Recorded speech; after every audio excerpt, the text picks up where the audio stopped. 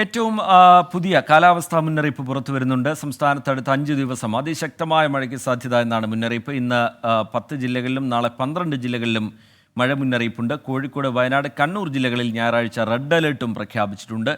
Alex Ram Muhammad വിവരങ്ങളുമായി ചേരുന്നുണ്ട് തിരുവനന്തപുരത്ത് നിന്ന്. അലക്സ്, പുതിയ കാലാവസ്ഥാ മുന്നറിയിപ്പ് പറയുന്നത് എന്താണ്? അലക്സ്. ശ്രീജിത്ത്, സംസ്ഥാനത്ത് ഒരാഴ്ചക്കാലം അതിശക്തമായ മഴയ്ക്ക് സാധ്യത കരുതിയിരിക്കേണ്ടതുണ്ട്, ജാഗ്രത പാലിക്കേണ്ടതുണ്ട് എന്ന് വ്യക്തമാക്കുന്ന മുന്നറിയിപ്പാണ്, പ്രവചനമാണ് കേന്ദ്ര കാലാവസ്ഥാ വകുപ്പ് നൽകുന്നത്.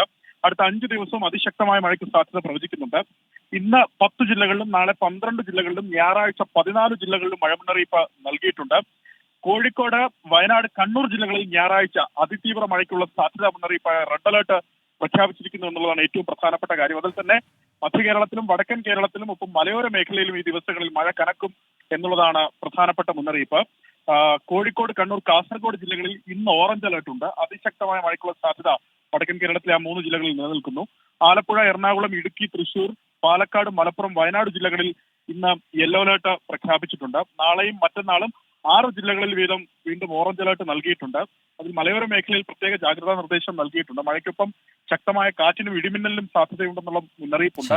ഈ കാലവർഷ മുന്നൊരുക്കത്തിന്റെ ഭാഗമായി കഴിഞ്ഞ ദിവസം ദേശീയ ദുരന്ത പ്രതികരണ സേനയുടെ 9 സംഘങ്ങൾ കേരളത്തിലെ വിവിധ ജില്ലകളിൽ വിന്യസിക്കപ്പെട്ടിട്ടുണ്ടെന്നുള്ളതാണ് ഏറ്റവും പ്രധാനപ്പെട്ട കാര്യം. അത് എത്രത്തോളം ജാഗ്രത വേണ്ടതാണ് എന്ന് തെളിയിക്കുന്നതാണ് സർക്കാരിന്റെ ആ നീക്കം തന്നെ. എന്താണെങ്കിലും ജാഗ്രത തുടരേണ്ടതുണ്ട്. അത് മാത്രമല്ല, കടലിൽ ശക്തമായ കാറ്റിനും മോശം കാലാവസ്ഥയ്ക്കും സാധ്യതയുള്ളതിനാൽ കേരള, കർണാടക, ലക്ഷദ്വീപ് തീരങ്ങളിൽ മത്സ്യബന്ധനത്തിന് വിലക്കുണ്ട്.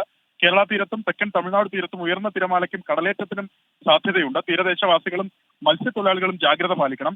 ഈ ദിവസങ്ങളിൽ മഴ കനക്കാൻ കാരണമായി പ്രധാനമായി പറയുന്നത് ഈ കർണാടക തീരം മുതൽ കേരള തീരം വരെ ന്യൂനമർദ്ദ പാത്തി നിലനിൽക്കുന്നുണ്ട്. ഒപ്പം തെക്കു പടിഞ്ഞാറൻ കാറ്റ് കേരള തീരത്തിന് അനുകൂലമായി കൂടുതൽ ശക്തമായി വീശുകയും ചെയ്യുന്നതാണ് ഈ കാലവർഷം ശക്തിപ്പെടാൻ കാരണമായി കേന്ദ്ര കാലാവസ്ഥാ വകുപ്പ് പറയുന്നത്. അലക്സ് റാം മുഹമ്മദ് വിവരങ്ങൾ നൽകുകയായിരുന്നു തിരുവനന്തപുരത്ത് നിന്ന്. അടുത്ത 5 ദിവസം മഴയുടെ കാര്യത്തിൽ ജാഗ്രത വേണം എന്നുള്ളതാണ് കാലാവസ്ഥാ മുന്നറിയിപ്പ്.